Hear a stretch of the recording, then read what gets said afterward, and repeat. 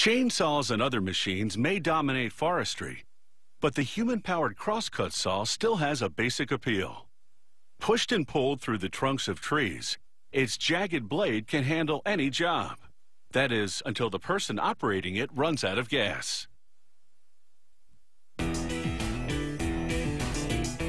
Making a crosscut saw is an exact science that dates back centuries. At this factory, they make these saws the old-fashioned way, mostly by hand. It's a nod to a time when these saws were at the forefront of history, helping to clear the way for railways and settlements. With guillotine blades, a worker first trims a steel rectangle along the lines measured and marked onto it. The trimming gives it a distinctive taper and establishes the correct dimensions. This particular saw is a one-person model, so it's about 3 feet long. Using a punch cutter, the worker carves gullets in the steel. These are the valleys between saw teeth through which sawdust and debris are cleared. He cuts 1 gullet every inch.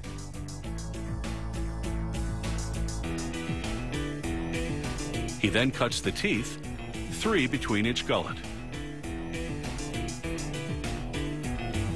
This pattern is known as the Great American Tooth. It's designed to cut medium to hardwoods across the grain without snags. He hammers each tooth to bend it and alternates the direction of the bends. One up, the next down. This is called setting the teeth.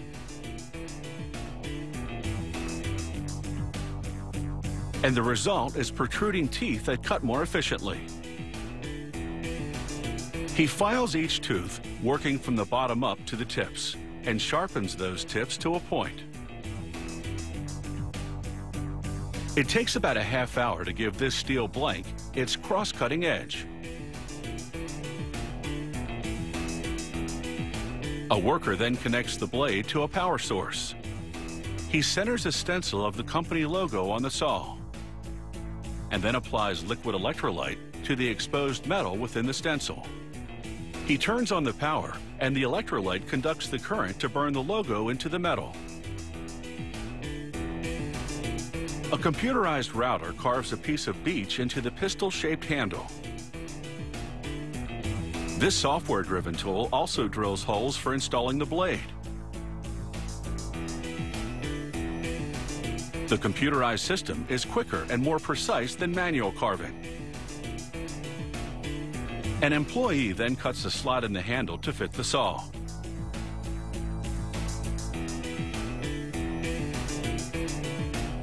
He sands the edges of the handle until it's smooth. He then inserts the crosscut saw blade into the handle. It's a tight fit, but to more solidly entrench it, he drills through the holes in the wood handle to make corresponding holes in the metal blade sandwiched within it.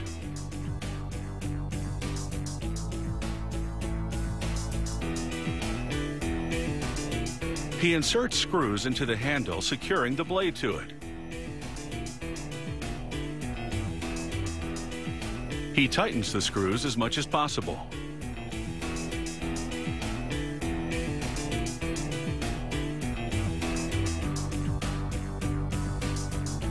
And this one-person saw is now complete.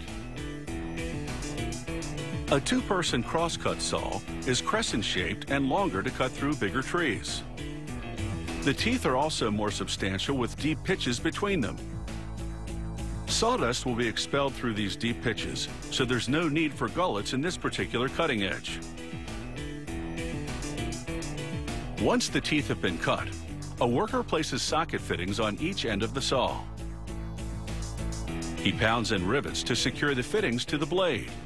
These fittings will be used to install a different kind of handle known as a fist grip, which is more suitable for a 2-person saw. It's essentially a wooden dowel that just slides into the socket fitting. It has taken about an hour to make this crosscut saw. Wielded with force, it will cause mighty trees to fall, proving that this low-tech tool can still cut it on the job site.